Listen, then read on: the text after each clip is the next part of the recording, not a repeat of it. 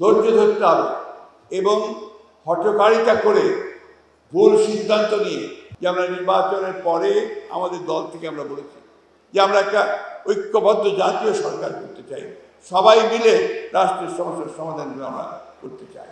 এটা আমাদের কথা।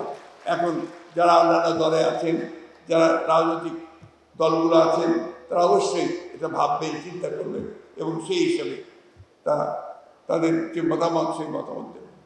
আমি বিশ্বাস করি তত্ত্বাবধায়ক সরকার বা আমরা বলছি না, আমরা বলছি ইন্টারিম গভর্নমেন্ট, সেই ইন্টারিম গভর্নমেন্ট তাদেরকে আমরা সমর্থন দিয়েছি, সমর্থন দিয়ে যাচ্ছি এবং এই সমর্থন দিয়ে তাদের পক্ষেই সম্ভব হবে আমরা একটা পথ খুঁজে পাবো, যে পথে আমরা সামনের দিকে এগিয়ে যেতে পারবো।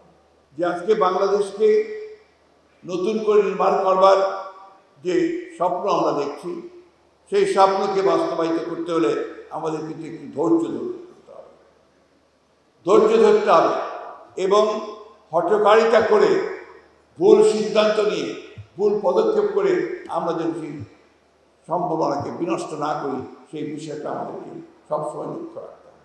হ্যাঁ, দেশের অবস্থা অর্থনৈতিক দিক দিয়ে খুব ভালো নয়, রাজনৈতিক দিক দিয়ে ভঙ্গুর অবস্থা হয়ে আছে, একটা ভাসমান পরিস্থিতি আছে। আমরা সেইটাকে একসাথে করতে চাই, আমরা সেটাকে একখানে নিয়ে সবাই মিলেই আমরা এই সমস্যাগুলো সমাধান করতে চাই।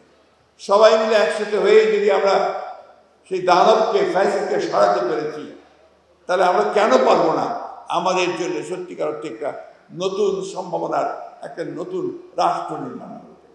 সিল্কোর সিল্ক অ্যান্ড শাইন, যাতে আছে আর্গান অয়েল ও ওট প্রোটিনের গুডনেস, যা আপনার চুলকে রাখে হেলদি অ্যান্ড শাইনিং। এখানে এবি পার্টির একটা ভূমিকা আছে বড়। আমার বাংলাদেশ পার্টি, এবি পার্টি একটা নতুন ইয়াং তরুণদের নেতৃত্বে এসছে। আমি ব্যক্তিগতভাবে খুবই আশাবাদী এই দলের মধ্যে যে সমস্ত তরুণেরা এসেছেন, যারা দল করছেন, দলকে সামনের দিকে এগিয়ে নিয়ে যাচ্ছেন, তারা অবশ্যই সফল হবেন।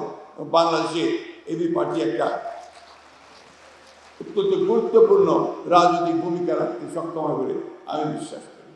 আমি আবারও সব শেষে আপনাদেরকে আহ্বান জানাবো যে আসুন আমরা সবাই ঐক্যবদ্ধ থেকে আমাদের যে স্বপ্ন, সেই স্বপ্নকে আমরা বাস্তবায়িত করি।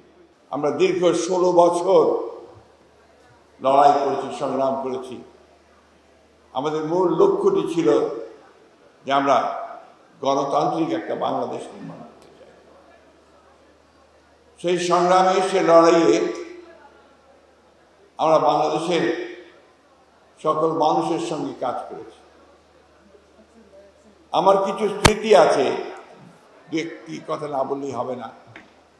এবি পার্টির সঙ্গে যখন তারা দল করার সিদ্ধান্ত নেয়, সেই সময় তাদের সঙ্গে আমার খুব বেশি পরিচয় ছিল না।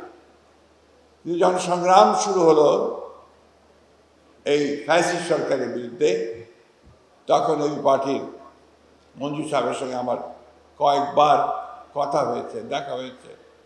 আমরা একসাথে কী করে এই আন্দোলনকে সফল করা যায়, অন্যান্য দলগুলোর সঙ্গে আমরা আলোচনা করেছি, তাদের সঙ্গে আলোচনা করেছি।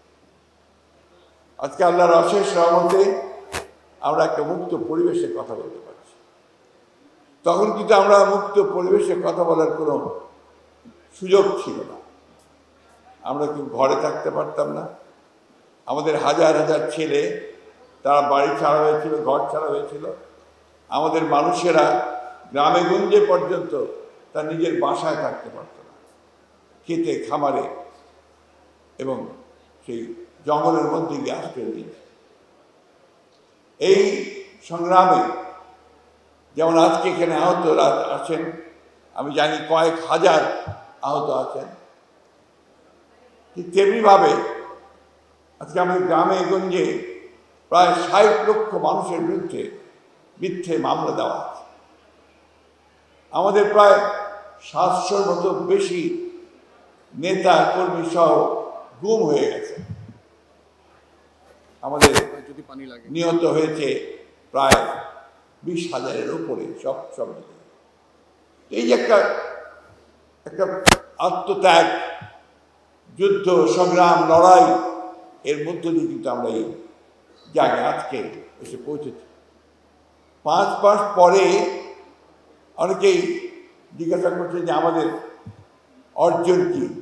অর্জন হচ্ছে আজকে আমরা এখানে দাঁড়িয়ে নিঃসংকোচে কোনো নির্ভয়ে আমরা কথা বলতে পারছি, এটাই আমাদের একটা বড় বিজয়।